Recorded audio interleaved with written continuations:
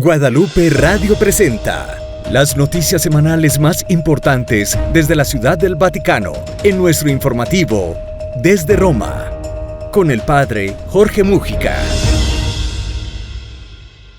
Sean muy bienvenidos a este nuevo programa semanal, donde Guadalupe Radio y la Agencia de Noticias CENIT traen para ustedes el resumen informativo con las noticias principales que se generan en torno a la figura del Papa, al Vaticano y la Iglesia, aquí desde la ciudad de Roma. Soy el Padre Jorge Enrique Múgica, bienvenidos sean ustedes y pasemos a las informaciones.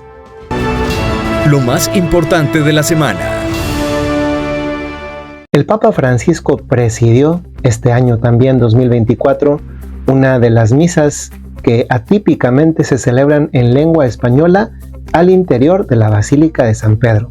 Se trata de la Misa de la Virgen de Guadalupe, una tradición de celebraciones en la Basílica Vaticana que comenzó Benedicto XVI y que el Papa Francisco ha mantenido. En esta ocasión el Papa dio una homilía corta pero significativa en la que volvió a repetir un tema que se ve que en relación con la Virgen de Guadalupe tiene muy en el corazón, y es el no aprovecharse de la Virgen de Guadalupe para asociarla a ideologías de intereses particulares.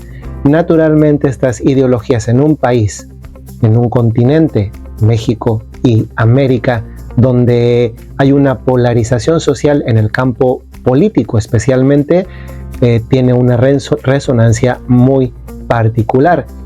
Este año la Basílica Vaticana tuvo el aderezo de encontrarse adornada por una delegación de un estado mexicano. Desde hace 17 años la Basílica Vaticana y el patio que da hacia las escaleras que conducen a la cúpula de San Pedro es adornada por algún estado de la República Mexicana, y este año fue adornada nada más ni nada menos que por el estado de Coahuila. Digo esto porque en la misa del 12 de diciembre estaba una delegación del estado de Coahuila encabezada por el gobernador Manolo Jiménez, porque unos días antes había sido inaugurado en el interior de la Basílica de San Pedro este pesebre, este Belén que ha colocado este año el gobierno del estado de Coahuila. Entre la delegación se encontraba un grupo de matachines, mujeres que tienen un baile particular que ofrecen en homenaje a la Virgen guadalupana. Estas personas que vinieron pagando su propio boleto hasta acá venían de nada más ni nada menos que de la ciudad de Torreón, en el estado de Coahuila. No ha sido la única información relevante. También el Papa Francisco esta semana anterior, la semana del 9 al 15 de diciembre, recibió en audiencia al presidente de la Autoridad de Palestina, Mahmoud Abbas. Una audiencia importante considerando la situación de conflicto bélico que sigue reportándose en Gaza, que es parte de Palestina por parte del Estado de Israel.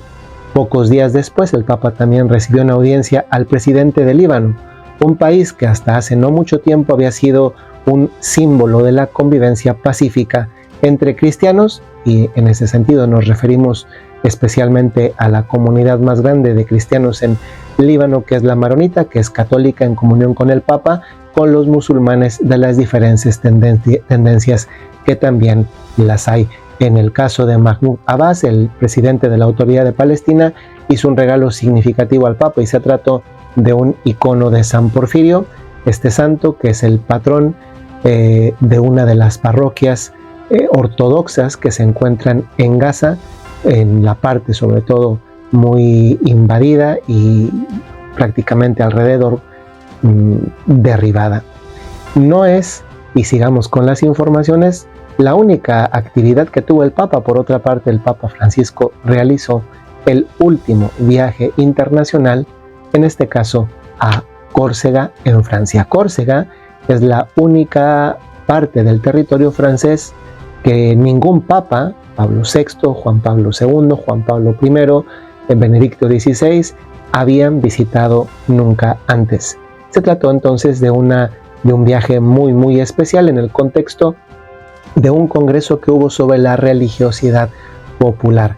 El Papa Francisco, además de los diferentes encuentros en el contexto de este Congreso, hacia el final de su viaje, antes de regresar a el Vaticano, se encontró con el presidente Emmanuel Macron, el mismo presidente que unos cuantos días antes se hizo presente tanto en la misa con la que se reabrió litúrgicamente la Catedral de Notre Dame, como en la reapertura, podríamos decir, ceremonia entre civil y religiosa del sábado 7 de diciembre, ceremonia a la que, por cierto, el Papa no acudió, aunque mandó un mensaje.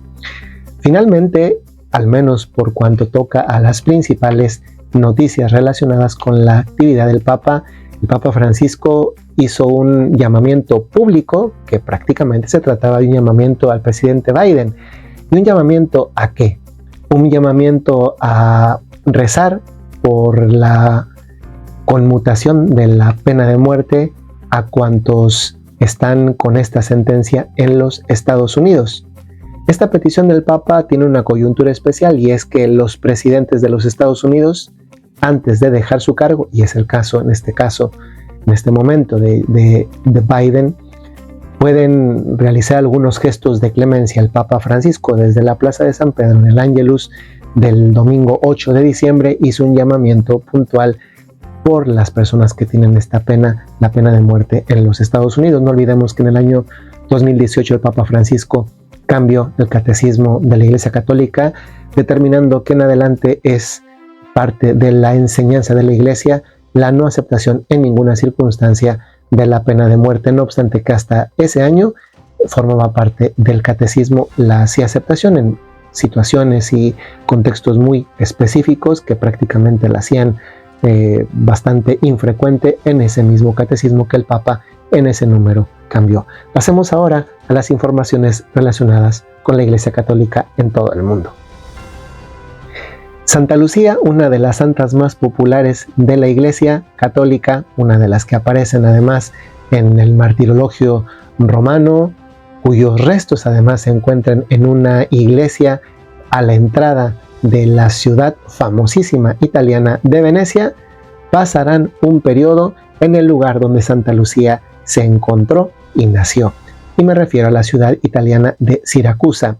En el contexto del jubileo de la arquidiócesis de Siracusa, el Papa Francisco ha autorizado la traslación de los restos mortales de esta santa, que se encuentran habitualmente en una iglesia, como decía, en Venecia, a Siracusa para este año jubilar, que empezará por respeto al jubileo de la esperanza de todo el año 2025, que comienza ya este 24 de diciembre en el Vaticano, unos pocos días antes del inicio del jubileo de toda la Iglesia.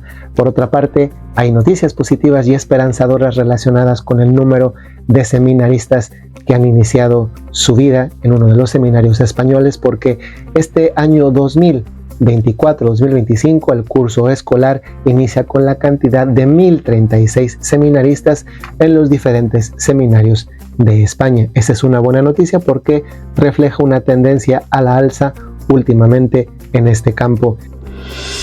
Guadalupe Radio presentó las principales noticias desde el Vaticano en Desde Roma, con el padre Jorge Múgica.